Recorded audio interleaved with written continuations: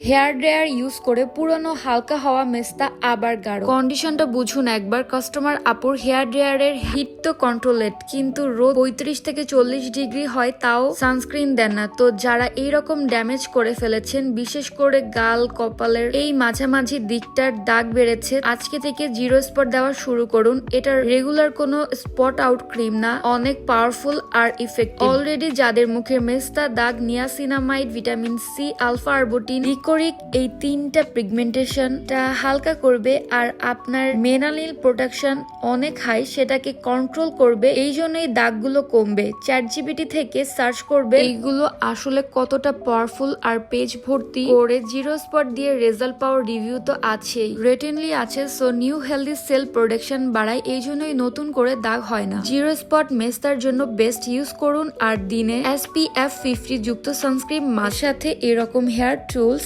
কম হিটে ইউজ করবেন।